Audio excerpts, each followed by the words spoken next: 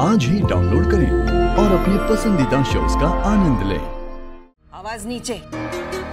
ये जोश अपने नए दामाद को ढूंढने के लिए रखना। फिलहाल हमारा पोता कई दरगाहों में जियारत करने गया है, इतनी जल्दी नहीं लौटने वाला। अयान चाहे आज आए या कुछ दिन बाद, याद रखना वो अपना फैसला नहीं बदलेगा और ना ही मेरा इरादा बदलेगा। अयान और हुमैरा की सगाई होकर रहेगी। तकदीर पर इतना भरोसा करना अच्छा नहीं है रज़िया। कमबख्त कभी भी दगा दे सकती है।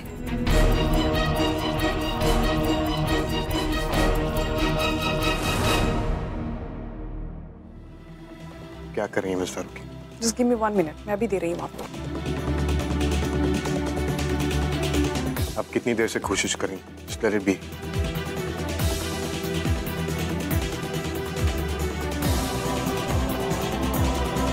मिस फारूकी, सोया।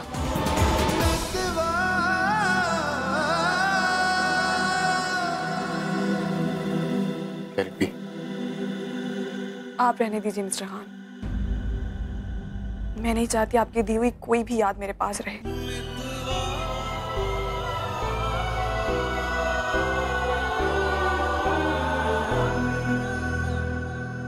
लाइए जोया।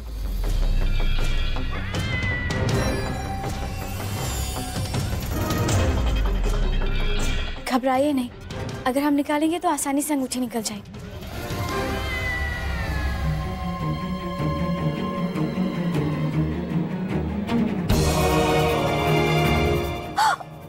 सॉरी।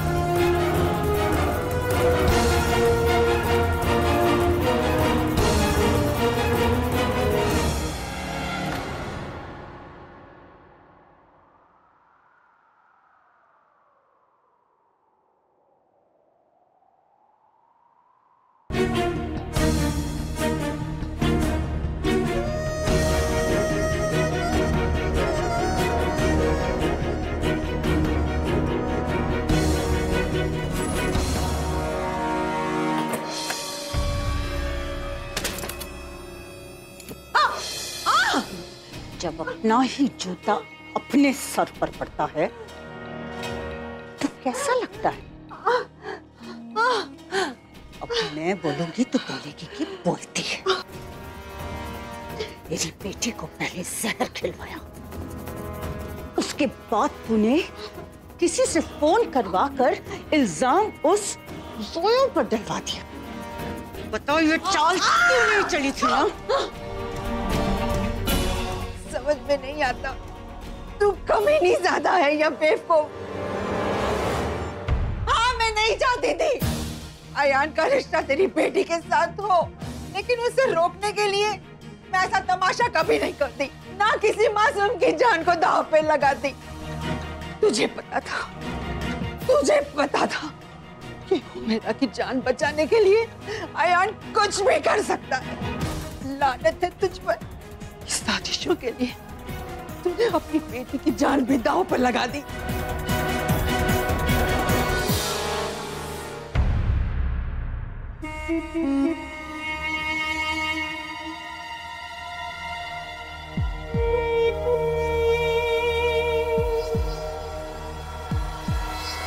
अब छुपाने से क्या फायदा? जो कुछ किया है उसे बोलने की हिम्मत तो रख। हमने जो किया है खुलेआम किया है।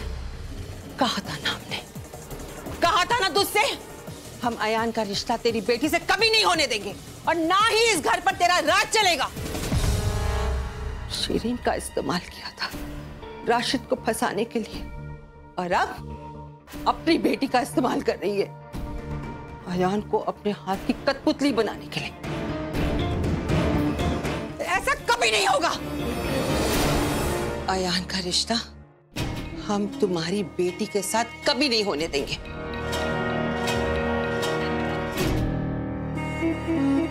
कान खोल कर सुन ले बुढ़िया, अयान के लौटते ही अयान और हुमैरा की सगाई होकर रहेगी और जल्द ही निकाह भी होगा।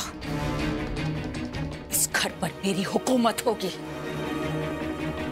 मैं राज करूंगी इस घर पर। और जहां तक तेरा सवाल है बुढ़िया, तुझसे तो अगर मैंने भोपाल की गलियों में भीख न मंगवाई ना, तो मेरा नाम भी रसिया नहीं।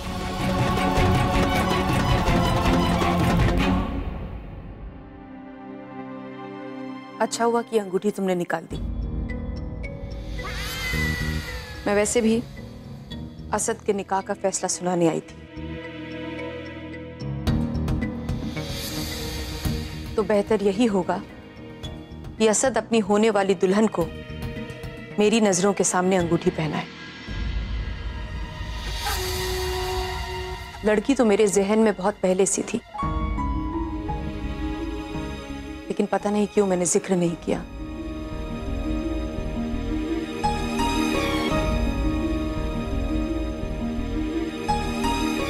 लेकिन आज तनवीर से बात करके ऐसा लगा कि मम्मी, ये आप क्या कह रही हैं? मैंने तुमसे पहले ही कहा है असद, मैं तुम्हारी एक नहीं सुनूंगी।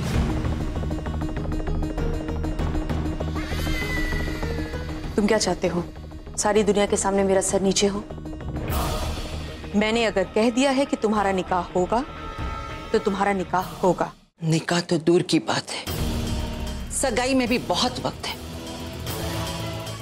और इस बीच बहुत कुछ हो सकता है। ये भी हो सकता है कि तुम इस घर में ना रहो, और जब तू इस घर में नहीं रहेगी तो इस घर पर राज करने का तेरा ख्वाब कैसे पूरा होगा?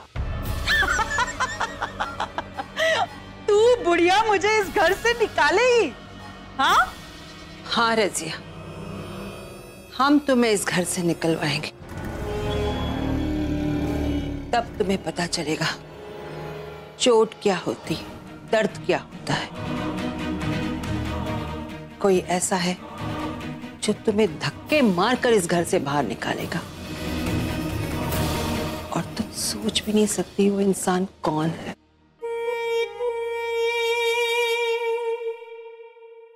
मैंने सब डिसाइड कर लिया है। सारे फंक्शंस होंगे, सारी रस्में होंगी, और तुम्हारा निकाह अगले जुम्मे को होगा।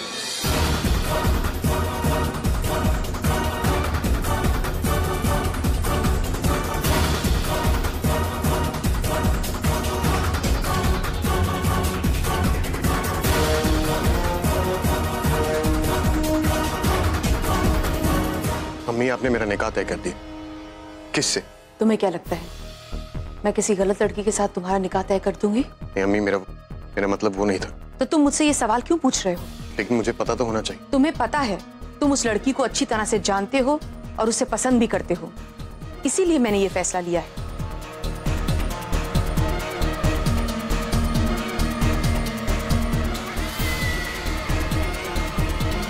तुम्हें उससे अच्छी लड़की नहीं मिल सकती असद। ऐसे क्या दिख रहे हो? अगले जुम्मे तुम्हारा निकाह होगा,